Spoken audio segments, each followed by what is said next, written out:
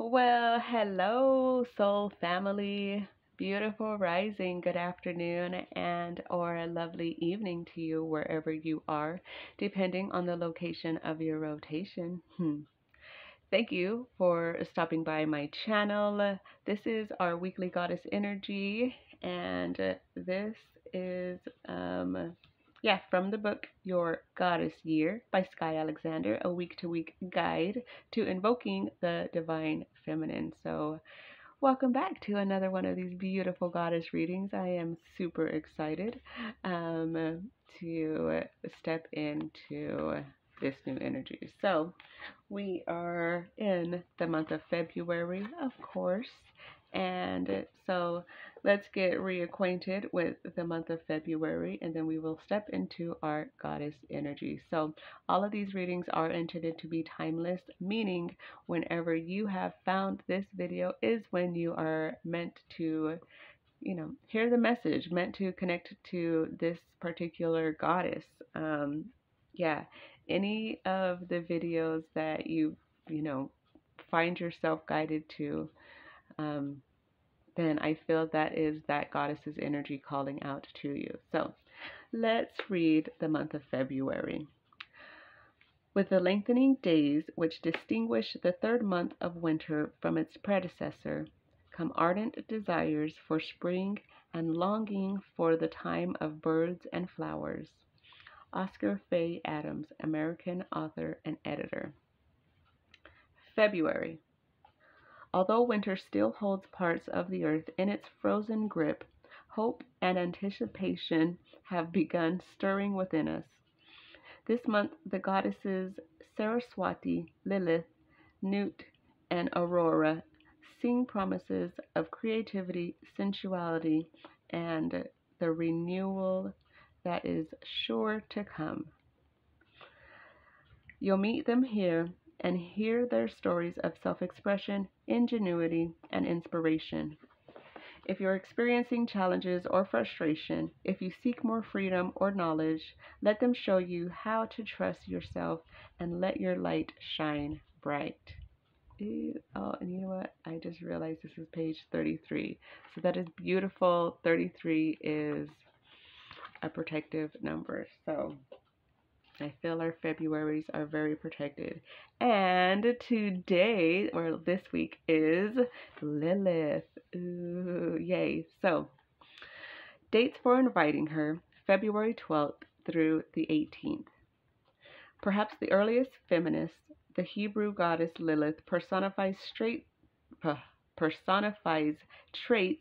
astrologers associate with Aquarius, the zodiac sign in which the sun is positioned this week. Those traits include independence, a desire for equality, and a thirst for knowledge. So, her story. Mythology tells us that Lilith was Adam's first wife. Although revisionists excised her from the Bible for her audacious insistence on being considered equal to her husband. Unlike Eve, Lilith was created at the same time and from the same stuff as Adam. Therefore, she saw no reason to play second fiddle to him. She also demanded equality in sex and refused to lie beneath Adam. The couple's inability to compromise led Lilith to leave paradise, or perhaps a patriarchal god banished her. Either way, Lilith royally riled the Jewish and Christian fathers, who then set about to vilify her for all time. When she's spoken of now, she's usually described as a demon. Much of her story, as we hear it today, dates back to the alphabet of Ben Sira. Written in the 18th century CE, according to this work, Lilith supposedly mated with the angel of death known as Samael. Samael, and produced 100 babies each day. Babies the Old Testament God threatened to murder unless she relented, shamefaced, and returned to Eden. She responded by killing human babies. This story took hold and evolved in Christian mythology, eventually casting Lilith as a monster who devoured children as well as other people she didn't like. Lilith's story didn't arise full blown in Judeo Christian mythology, however. We see connections to her in the more ancient goddess Inanna in Sumerian legends, including one that says Lilith took up residence in a sacred hulupu tree that grew in Inanna's garden. Interesting, interesting. It's interesting to see the take that this author has on Lilith as well. So, you know, remember that there's always like so much more information that you can find, and that this is just, her opinion. Like this is just this author's view on things. So, where to seek her? In the last half century, contemporary women have embraced Lilith as their symbol of independence and equality.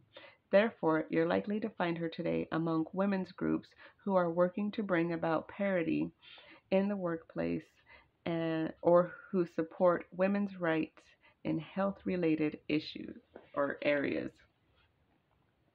Reasons to invite her. Do you feel you aren't being feeding? Oh my goodness, what are these words?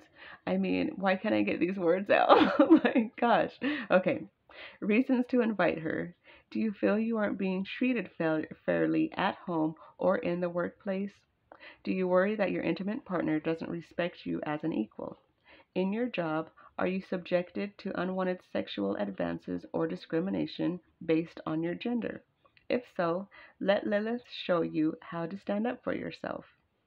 The goddess's understanding of feminine sexuality can also help you fulfill your own sexual needs and to shuck off old, outworn ideas about how women should behave in the bedroom and elsewhere. Lilith can teach you the art of sex magic and ecstatic sex, and how to claim the creative power it offers. She'll shift your thinking so you experience sex as a sacred activity, not merely a brief and simple pleasure. She'll guide and encourage you as you plumb your sensual depths and discover the primal power you have at your disposal. Not only will you enjoy greater passion and pleasure, you'll connect with the innate creative force that lies within you. How to invite her. Invite Lilith to join you in the bedroom, where she can ramp up your sex life and introduce you to the secrets of ancient sex magic rites. The Greeks enacted sacred sex rituals 5,000 years ago, during which priestesses embodied the goddess in the act of divine marriage. But many other cultures and spiritual schools around the world also engaged in fertility rites as a way to access the divine and to generate results in the material world. If you're new to these ideas, take some time to study the traditions, concepts, rituals, and purposes before engaging in intimate activity, either with a partner or solo. When you feel comfortable exploring this powerful practice, ask Lilith to participate in your sex rituals. Sorry, I didn't mean to laugh. All you need to do is invite her to join you. Her animal totems. According to legend, Lilith could shapeshift into an owl, symbol of wisdom. An ancient Sumerian sculpture shows her with the wings and feet of an owl, and a reference in the Old Testament book of Isaiah translates Lilith as screech owl. She's also linked with serpents, which represent occult knowledge. One story says she took the form of a snake in order to share her knowledge with Adam's second wife in the Garden of Eden.